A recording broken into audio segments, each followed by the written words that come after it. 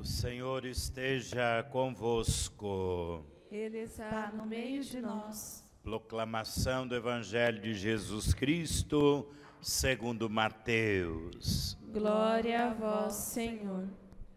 Naquele tempo, Jesus começou a mostrar a seus discípulos que devia ir a Jerusalém e sofrer muito da parte dos anciãos, dos sumos sacerdotes, dos mestres da lei, que devia ser morto e ressuscitar no terceiro dia. Então Pedro tomou Jesus à parte e começou a repreendê-lo, dizendo: Deus não permita tal coisa, Senhor, que isso nunca te aconteça. Jesus, porém, voltou-se para Pedro e disse: Vai para longe, Satanás. Tu és para mim uma pedra de tropeço, porque não pensas as coisas de Deus, mas sim as coisas dos homens. Então Jesus disse aos discípulos: Se alguém quer me seguir, renuncie a si mesmo, tome sua cruz e me siga. Pois quem quiser salvar a sua vida, vai perdê-la. E quem perder a sua vida por causa de mim, vai encontrá-la. De fato, que adianta o homem ganhar o mundo inteiro, mas perder a sua vida? O que poderá alguém dar em troca de sua vida? Porque o Filho do Homem virá na glória de seu Pai, com os seus anjos, e então retribuirá a cada um de acordo com a sua conduta. Palavra da salvação. Glória a vós, Senhor. No mês da Sagrada Escritura, recebamos a bênção pelas palavras do Santo Evangelho. O Senhor perdoe os nossos pecados e nos conduza à vida eterna. Amém. Uma bonita salva de palmas, a palavra de Deus.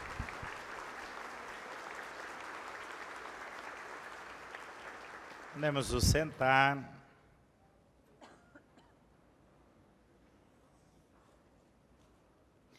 Caríssimos irmãos e irmãs, no mês de agosto colocamos em evidência o significado e a importância das vocações. Em setembro recordamos o significado e importância da Sagrada Escritura para orientar, corrigir, educar, santificar as nossas vidas. Rezávamos na semana passada que era preciso a unidade dos corações para que a gente pudesse passar pela instabilidade deste mundo. E a instabilidade do mundo se concretiza, se realiza quando nós nos afastamos da verdade, da estabilidade, da graça, da palavra de Deus. É muito fácil o ser humano se iludir, se deixar ser seduzido e afastar-se daquilo que é verdadeiro, daquilo que edifica.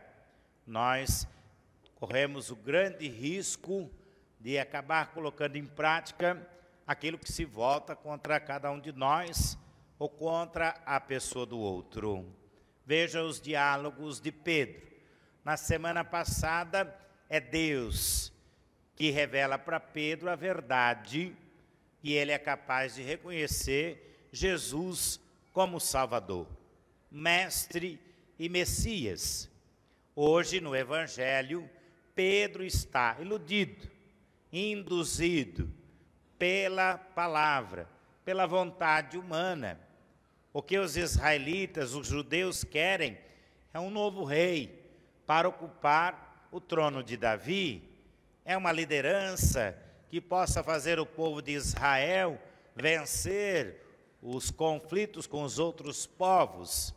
Ainda não há em Pedro a preocupação escatológica da salvação, a preocupação com a vida eterna, a preocupação com a fraternidade, com a justiça. O imediatismo faz surgir a ideologia dos triunfalistas, Quem são os triunfalistas? Aqueles que aparecem como a solução de todos os problemas. E toda vez que a humanidade fez emergir, fortaleceu, permitiu a figura de um triunfalista, as marcas na história humana foram as piores. Para o povo de Israel, quando o rei que governava em nome de Deus caía na infidelidade, no pecado, explorava e também colocava em risco a vida do povo. Não é diferente nos dias de hoje. Um simples homem, quando se vê como triunfalista, pode, por exemplo, acabar com a vida da esposa, dos filhos e a própria vida, achando que está fazendo a melhor coisa do mundo, ou ainda achando que isso é expressão do amor. Nunca. Um triunfalista na área da ciência, recebeu de Deus um dos dons do Espírito Santo, que é a ciência, mas que pensa apenas na fama ou em si mesmo, ou em tirar proveito do seu dom, que poderia ser para o exercício e a prática do bem comum. Aquele cientista pode, por exemplo, construir uma arma biológica, atômica, nuclear, ou de qualquer outra espécie, e devastar a vida humana com aquilo que era para ser um dom, a ciência, e em tantas outras dimensões da vida humana. Se um triunfalista é a solução de todos os problemas, as consequências serão sempre trágicas. Por isso que quando Pedro diz a Jesus, Deus não permita isso. Como assim? Deus não permita que Jesus nos salve? Deus não permita que o sacrifício da cruz coloque em evidência o horror do pecado? Deus não permita que Jesus ressuscite e dê a todos a possibilidade da salvação? Espera aí, Pedro. Enquanto Deus te revela, você consegue edificar a fé que salva. Mas quando os pensamentos humanos entram na tua cabeça, no teu coração, então você é capaz de reproduzir a injustiça, a opressão, a ideologia justamente contrária à vontade de Deus. Na primeira leitura, Isaías diz que deixou-se seduzir pela palavra. Hoje a gente deixa se seduzir por qualquer porcaria, por notícia de internet, pela vizinha que a gente acha mais bonita que a nossa esposa, pelo vizinho que a gente acha melhor que o nosso marido, por isso, pelo carro, por aquilo, pela riqueza, por não sei o quê, por aquele outro, mas por aquilo que é verdadeiro, a gente não se deixa seduzir. Aquele homem, aquela mulher que a vida inteira trabalhou no sacrifício do sustento para manter a sua casa, criar os filhos, e às vezes no final da vida nem vai ser reconhecido, nem pela família, nem com o direito do seu digno sustento de uma aposentadoria. Aquele é o sacrifício que edifica. E ninguém coloca em evidência. Ninguém diz muito obrigado. O sacrifício de Cristo é aquele que vai salvar a humanidade. Não é um sacrifício para ele ganhar uma eleição, para ganhar um torneio de futebol, para ser o melhor do mundo, para ser o mais famoso ou o mais rico. É um sacrifício que mostra que Deus conhece a nossa vida e que a nossa vida não existe sem sacrifício. Porque depois que se deixou seduzir pela palavra de Deus, a vida de Isaías tornou-se uma tormenta. Foi perseguido, rejeitado, injuriado, foi escarnecido, zombado e perseguido. Ora, pois, o que faz a vida humana ser uma tormenta é o distanciamento da verdade, da palavra e da graça de Deus. É a predominância da ambição, da ilusão e da ganância sobre a nossa vida.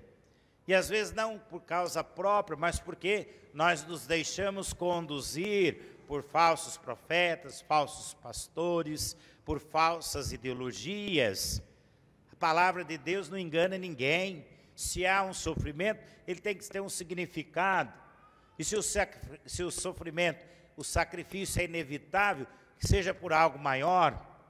Ontem, por causa da voz, quem fez a homilia foi o diácono Jair, ele dizia, vela apagada nunca vai se consumir, mas para ser luz, ela se consome. Então, o sacrifício, sim, tem que valer a pena. Por isso, Paulo diz à comunidade dos romanos, para que, por misericórdia, nós entendamos que o sacrifício que nós fazemos, sacrifício vivo, é um sacrifício que a vida vale a pena, é o sacrifício do esforço, da entrega, da renúncia, é o sacrifício que edifica, que dá significado pleno à vida humana, a vida do pai, da mãe, dos filhos, a vida da igreja, a vida do mundo, da política, da economia e da ciência. E olha que Paulo também não engana ninguém, a vida não é fácil. Transformai-vos, renovando a vossa maneira de pensar, de julgar e de agir, distinguindo aquilo que é a vontade de Deus. Então, nós precisamos tomar a iniciativa de, a partir da palavra de Deus, iluminar e transformar a nossa vida, a vida da família, a vida da igreja, a vida do mundo. Não nos conformar, não reproduzir e muito menos procurar soluções imediatistas, triunfalistas, que só vão colocar em evidência que quanto maior a ambição humana e a prepotência, a arrogância, maiores são os estragos na história da humanidade. Jesus chama, Jesus educa, mostra o caminho, abre portas, dá o Espírito da verdade, capacita com dons, para que também o nosso sacrifício possa valer a pena. E então aquele pai de família, mãe, que deu a sua vida pelo sustento dos seus, aquele irmão e aquela irmã que a vida inteira praticou a caridade, que esse sacrifício possa valer a pena, porque depois do sacrifício, depois da cruz, também Jesus diz que ele vai voltar na glória, e não na glória dos homens e dos poderosos, mas na glória de Deus, na glória do sacrifício que valeu a pena, da missão que foi cumprida, da vida que foi salva, foi curada e foi protegida. O que nós podemos dar em troca da nossa vida? Nada. Agora nós podemos fazer com que a nossa vida, unida à vida de Cristo, tenha valor único, seja importante, especial, tenha sim destaques com os nossos dons, naquilo que nós fazemos, naquilo que nós construímos, naquilo que nós precisamos resolver, nas soluções, nas saídas que precisamos encontrar. Então, quando Pedro pede que nada aconteça com Jesus, ele está simplesmente iludido com o triunfalismo de um Messias mágico. Quando Jesus fala da cruz, nada mais fala do que a vida que acontece, e quando acontece em Deus, acontece plenamente, apesar da exigência de todo e qualquer sacrifício. Nós possamos então abrir o nosso coração, ouvidos, abrir os nossos olhos, a nossa mente a esta palavra, que educa, corrige e principalmente faz crescer. Minha alma tem sede de vós, como a terra sedenta, ó meu Deus. A terra sedenta, ela espera a chuva, ela espera a semente, ela pode ser tombada, preparada, mas depois de tudo isso, ela faz florescer, faz produzir os frutos, e a abundância da colheita mostra que a terra e a semente que se sacrificaram valeu a pena, valeu o significado da sua existência, dar a vida para que a vida seja plena. Foi isso que Jesus fez, deu a sua vida para que a nossa vida se tornasse plena em todos os sentidos, na terra e no céu. Amém. Creio em Deus Pai Todo-Poderoso, Criador do céu e da terra, e em Jesus Cristo, seu único Filho, nosso Senhor, que foi concebido pelo poder do Espírito Santo, nasceu da Virgem Maria, padeceu sob Pôncio Pilatos, foi crucificado, morto e sepultado, desceu à mansão dos mortos, ressuscitou ao terceiro dia, subiu aos céus, está sentado à direita de Deus Pai Todo-Poderoso, donde há de vir a julgar os vivos e os mortos. Creio no Espírito Santo, na Santa Igreja Católica, na comunhão dos santos, na remissão dos pecados, na ressurreição da carne, na vida eterna. Amém.